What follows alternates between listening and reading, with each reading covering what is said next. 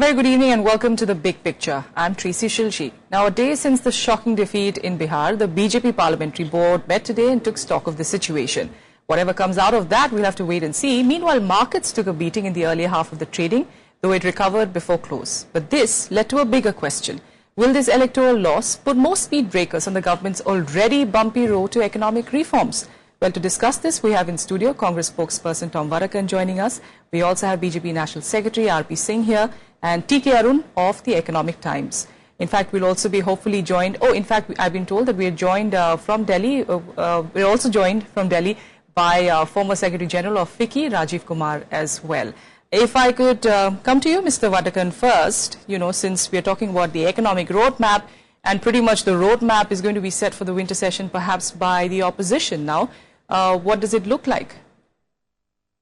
Well, I think I'll take the position the roadmap is always set by the government. But that's not the way we saw in the previous sessions. We heard the finance minister today after the parliamentary board meeting, and in an exclusive interview to Economic Times, he's detailed his roadmap. Now, he said that about the GST he did mention something, and he hoped and said that good sense will prevail on GST. I interject on that, and I would like to tell him that it is not the good sense. We had the sense all the time. It was sent to the Joint Parliamentary Committee, it was examined. There were two or three points that needed intervention. And I spoke to some of the members of the Joint Parliamentary Committee, and they said these are matters which the government and the party sitting across the table can sort out. Now, be what it may, but I think it's important that they need to get down from their high horse and get into a consultative process, develop a consensus, talk to people instead of talking against them. Conversation is a two-way process. And if that dialogue is followed, which a lot of, I must say, finance ministers have been doing all the time, Congress finance ministers, whether it is Pranab Da when he was there, or Chidambaram ji, there was dialogue with Arun ji and others. So this process of dialogue must be in process. And if that happens, yes, there are many shortcuts which can ensure reforms take. But I add that there has to be an inclusiveness. Reforms for the sake of reform is not our priority. Reforms which is inclusive, which takes everybody along, takes care of all sections of society. The human face is what we are talking about. If that is there, and why not? All right. Mr. Singh, do you feel increasingly that the winter session is going to be quite a heated one? It is going to be a bit difficult? Well, I don't think that way. And Mr. Arun Jaitley has already categorically mentioned that he is prepared to talk to Rahul Gandhi and Sonia Gandhi and all of them. Sorry to interrupt you, sir, but even in the past session as well, we saw many times, we did of course see Mr. Venkaiah Naidu trying to, approach the opposition party, and they have time and again, a lot of BJP leaders have said we are trying to reach out to the other side, but the Congress has said we've not met anyone, no one has come to meet us. But this has been the line of the BJP that, we are trying to reach out to them, we're trying to meet them. But this trying has not really translated on the ground. Like, no one's really gone out to reach out to the opposition. See, there are a lot of back channels which happen which are not open and disclosed to people. And it happens. I mean, whether they can deny in public because they want to commit themselves that way, but it happens. And then it will happen this time also, where probably something in open and something in back channels will happen. But I'm sure the good sense will prevail on the opposition party also, and which I see happening this time, where for them also the economic agenda goes, they are not going to oppose that. I mean, whether it's GST bill or any other bill which is help us for the economic reforms. And as for inclusive thing part goes, it's the first time that any government has gone ahead on the area of insurance to the poorest of the poorest, or reaching out to the poorest of the poorest. So it's not that. I mean, we are doing that part also, and we need to push the reform so that we can get the investment in. So I am quite hopeful that this time the Congress and the other opposition party will come on board and understand, and as far political differences can be there. I mean, there can be political issues, there can be political differences. But as far as economic agendas go, they'll support us on this. All right. Arun, do you agree? Is this still going to be the strategy, or does the BJP need to change its strategy a bit like Mr. Vadakkan saying they have to get off that high horse and, reach out a little better. Because in the past we have seen Prime Ministers approach opposition parties to try and work things out. Do you think this time around something like that needs to be done? See, let's first understand what the situation is. This government has an administrative majority. It has a majority in the Lok Sabha. It does not have a majority in the Rajya Sabha. Yes. So it does not have a legislative majority. It has purely an administrative majority. So if it wants to get legislation done, it needs the cooperation of the opposition. The opposition cannot be commanded to cooperate. It must appeal to its good sense. The public must be well apprised of the issues at stake so that the opposition cannot be seen to be torpedoing what is essentially a sound move. However, if the administrative majority leads the government of the day to think that it can take the opposition for granted, mock it, taunt it while traveling abroad or on the domestic platforms, yes, and still hope to get its cooperation, that is difficult. Now this setback in Bihar probably will help to sit things in balance. Now it is clear that one man's charisma is no longer enough to get popular support. You need to deliver performance. You need to get a party working full length. You need to get things going. You need to ask for votes on the basis of performance. Yes. If this logic sinks down, then it is possible that the government will actually try to get the opposition to cooperate. So engagement with the opposition is the main thing. Will the government do that? I don't know. All right. It's a possibility. Mr. Singh? No, only small interjection there. Only Bihar should not be taken as there's an ongoing process. I mean, winning elections or losing elections, but you might think we lost election because of some reason, but we have another different logic when the Bihar lost. I mean, all the factors, all the castes came together, all the parties came together and they could transfer the vote well, and that's one of the reasons. So Bihar can't be given on that the government has not been delivering on ground or government has been not performing on ground. But that's a different issue. So what you're saying is the caste issue was the main reason of your big loss. It was nothing to do with the price rise issue. No. Major factor. Let's as I see, major factor was the parliamentary election. The parties were contesting on different platforms. This time they came together. That's why they could transfer their vote banks together well, and that can be seen also. And the vote bank, the percentage of vote, we have the highest percentage as far as the vote goes, 25% almost. So, but all other parties put together, and as an NDA, we couldn't gather all that vote together, the caste vote together, which they could which they could get together. We admit that. But issue is again, as for delivery on ground, probably what all has been done last 18 months is quite appreciable. I mean, you can say that the things have not been delivered on ground. We accept there are few glitches, but it's not that overall it's not been delivered on ground. I mean, today the economy is going well. Today the FDIs are coming in. I mean that always all that is happening. All right. If I could bring in Mr. Kumar at this point, Mr. Kumar, do you think the BJP, like I questioned Mr. Arun, do you think the BJP needs to actually look at its policy? The NDA needs to look at its policies, perhaps shift from corporate friendly policies to more social welfare. Is that a lesson perhaps that they can learn from the Bihar polls? Well, I thought the BJP, Prime Minister Modi has had, has done more social welfare policies in terms of the Jan Dhan, in terms of the insurance policies, in terms of subsidies, etc. than there had been any cooperative friendly societies. In fact, if you look at the investor sentiment, it is down in the dumps, and the credit offtake from this, from the commercial banks is probably at the lowest level. The growth in the commercial, credit offtake is the lowest. So I thought, on the other hand, that Prime Minister Modi would need to improve his communication with the business people to be able to assure them that all the sort of glitches that they've had in the past will be removed, and that he will be focused much more on pushing forward the domestic agenda, the reform agenda that he has promised, and he'll be bolder in that.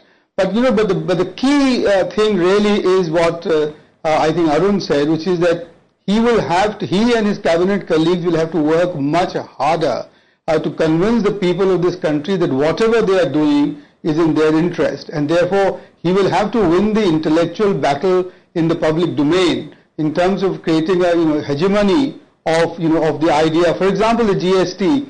Why can't we go out and do a campaign and explain to the people of this country as to how important the GST is for creating jobs?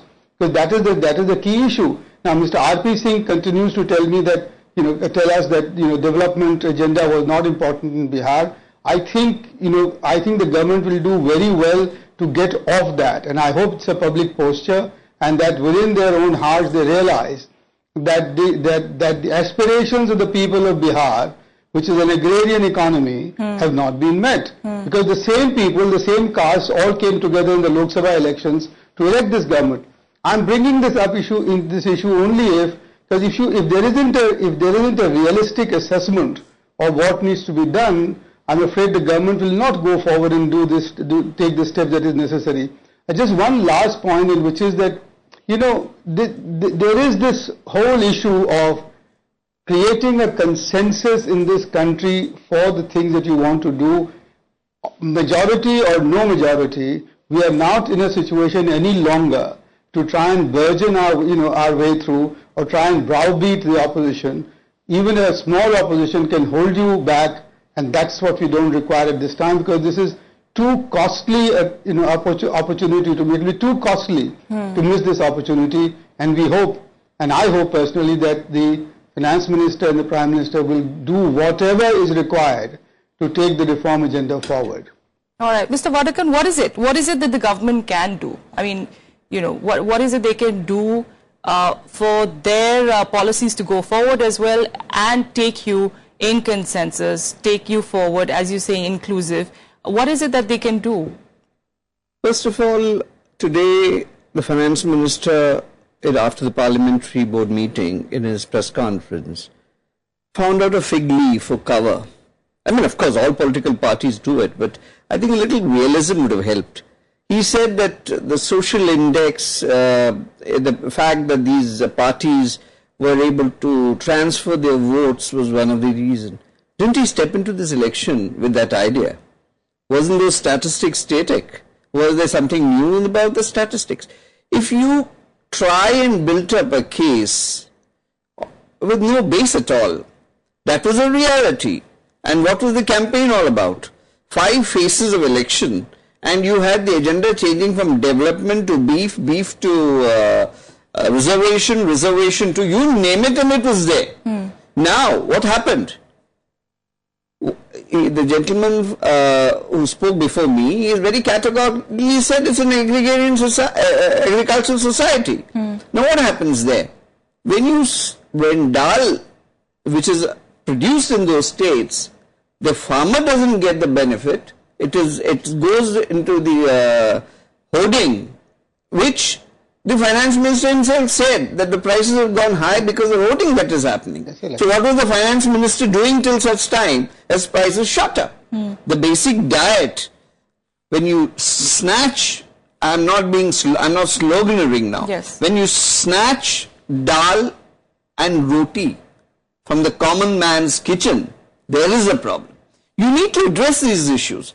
Development will continue to be the agenda. You don't have to change the narrative. You don't have to change the goalpost. You get everything, reforms. Let there be reforms which is inclusive. Okay, and that dialogue Congress party is ready to have. But point is, you get down from that high place, get down to reality, and get moving. Okay. Mr. Arun, would you like to add to that? I mean, is there a way that, we can actually see some change, something different that happens in this session, or will it be just a repeat of the past 2 sessions, even though, both the leaders, of course, maintain with the stand, saying that they're going to try and work things out? Mr. Singh, yes. Before that, Mr. Singh, yeah, very quickly. Okay. No, let. Oh, okay. So, before I address this question, let me go back to that earlier thing. Should the government shift from corporate friendly to social welfare? There is no real conflict between being corporate friendly and being willing to carry out social welfare. These two things go together. What the UPA did was to be corporate friendly, create a huge growth in the economy, tax away a huge lot of that growth, and redistribute it among the poor. So both things happened. So there is no trade-off really between being corporate friendly and being I pro-people. absolutely agree with that. And second thing, on specifically on what the government can do, let's take GST. The Congress has raised 3 objections to the government's proposal on GST. And to my mind, these are fair objections and they can be met by the government. These 3 are: 1, in the current form, there continues to be an interstate sales tax of 1%. This is a cascading tax which will defeat the very purpose for which you create a GST. So it should be removed. Since the centre is also committing to make good any loss that the states have in their tax collections, why is there need for this 1% interstate sales tax? So this can be removed. The second is, the Congress says, let there be a cap on the combined central and state levy of GST in the constitutional amendment itself. Yes. Rather than being left open for states to competitively bid up subsequently. Now, where you put the cap, the Congress is not saying it should be at a particular, that's negotiable. Yes. And the third is, if there is a conflict in any between the centre and the states, the current bill provides it should be resolved in the GST Council. The Congress says the dispute should be settled by a forum where members to the dispute, parties to the dispute, are not present. So this is typically how you arbitrate any kind of conflict.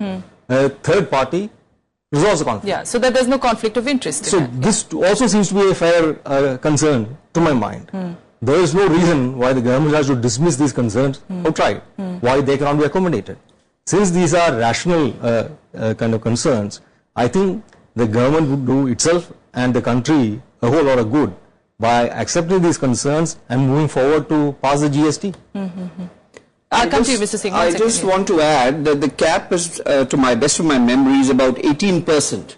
But that can be negotiated. Negotiated. The point is, when you cross from one end of Jammu and Kashmir to the other end, it has a cascading effect. Yes. Otherwise, it defeats the very purpose of the GST. Mr. Singh? No, as far as the GST goes, the government is open to all ideas and thoughts as well. And also the government is assuring all states that if there is any loss, they are going to take care of it. I mean, for that regard, there is big assurance for the government. But as far the agenda go, I mean, let's be clear. And then as far the Bihar election goes, they are two different things. Let's accept this. If you want to hear it out, if you see the vote percentage, you'll understand that the vote percentage has gone to all parties. And all put together, it's not the development agenda was not our agenda. Our agenda was development agenda only. We never brought beef inside. It was Mr. Lalu Yadav who brought beef there. We never brought religion into it. Mr. Lalu Yadav brought religion into it. It was the caste factor Mr. Lalu Yadav brought. But then an advertisement came from your side. The caste factor came in by Mr. Lalu Yadav. Dadri, we never did. Dadri happened in UP. I mean, Tom at least accept this. Dadri happened in UP. We had no role to play in Dadri. Who triggered it? We never triggered it. It was Lalu Yadav and the public perception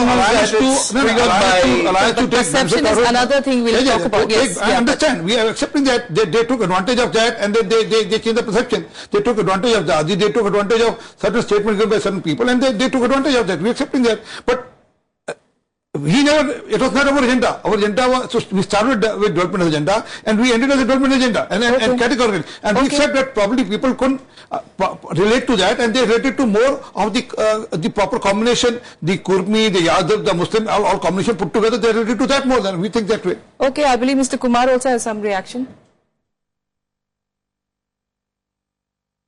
No, I don't accept this at all, and I think it's actually quite regressive to take the whole analysis back to a caste-based analysis, because that will take us nowhere. I think the kind of mandate that the kind of mandate that the Mahagathbandhan got very clearly is a demonstration that people across castes have voted in favor of a particular platform that Gathbandhan was able to project and project much better. I think as Mr. Prashant Kishore has said, everybody was playing the same cards, the development, the netas, etc., but they were able to play it better. They were perhaps better to convey, they perhaps were better in conveying that message. Then they would actually...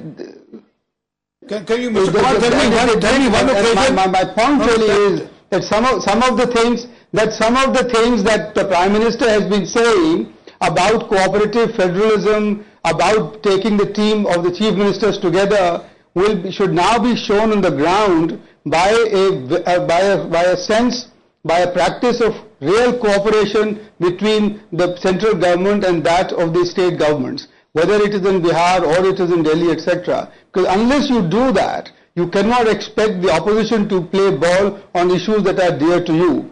So therefore, I think it's really one of the lessons that we should now take forward, both the opposition and the government, is that they have to come together and they have to create a consensus for the good of the country and for the good of the economy. Because I'm afraid if we do not get the economy on the right track and if we do not generate the jobs that are needed, the impatient young people of this country will actually, teach us a lesson which we will not want to learn.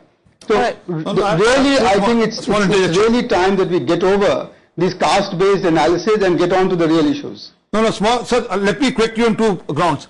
Can you tell me one occasion when Lalu Yadav spoke about anything about the development agenda? I mean, how to all of he was a gut one talked about development, the other... Sir, it was our government who spoke of federalism and we increased the central budget by 10% to each state.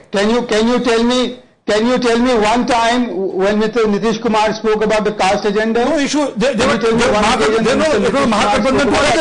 done, elections done. All right, Mr. Singh. One more seats. All right. Let's leave that for now. We should not do it now. If I could come to you. I'm sorry, gentlemen. That's why bygones are bygones. That's why we welcomed it. I mean, it's part of democracy. One can win election, one can lose election. All right. And development can't be set aside because of elections. So let's move on. Arun, if I could talk to you, if I could ask you directly, yes, we're talking, of course, on the ground, how things were, the classes, the castes, how they, of course, reacted. But we're also wanting to know how India Inc. has reacted to this, this loss again. After Delhi, we are again seeing Bihar.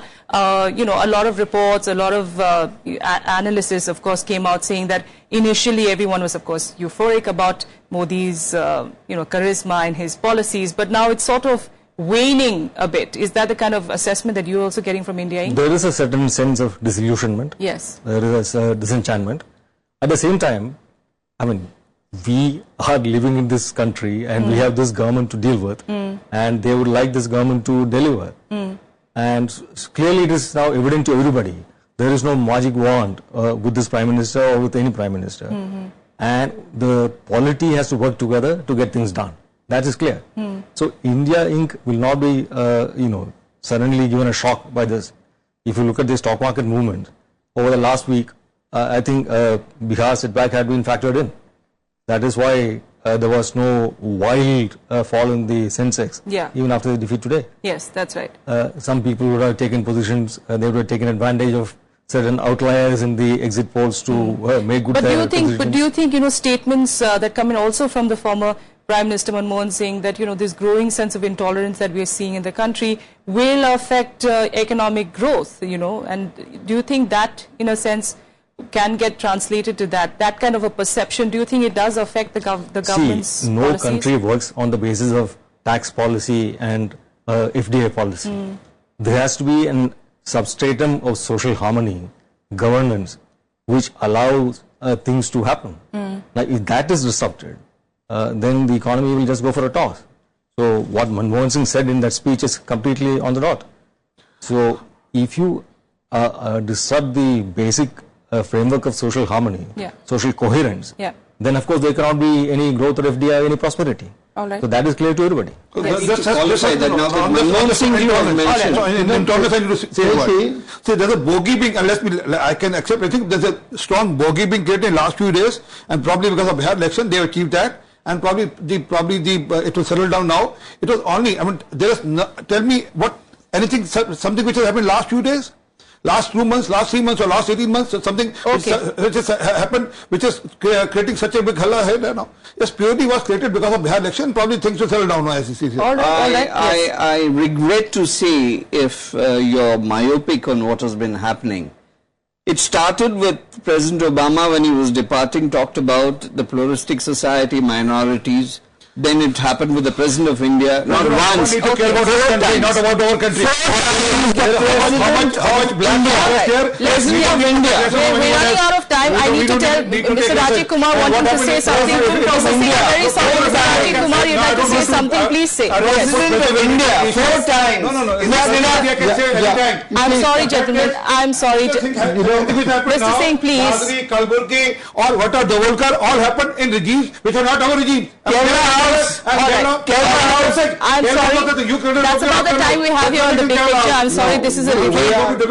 I can debate on... I do not want to debate that, sir. I do not want to debate that. This is the real fear of India Incorporated. Intolerance, this is it. I really want to say Intolerance, this is it. Our political parties will not see reason that they have to keep these things aside. The fear of the India Incorporated is that we will continue to kill ourselves on non-issues rather than cooperate and get the country economy moving forward. Probably this is a lesson, Mr. Kumar, thank you so much for the lesson, perhaps not just for the BJP but the Congress as well, to not just be a conscience, you are a conscience keeper as the opposition, perhaps, you know, perhaps in the winter session... We have not gone into manufacturing, these are spontaneous overflow. Thank you very much. Thank you very much, gentlemen, for joining us here on the big picture. As you can see, the debate, of course, will continue. Winter session is going to be the next big battleground, and we'll be tracking all developments here on Rajya Sabha TV. Thanks so much for joining us on the big picture. Thank you.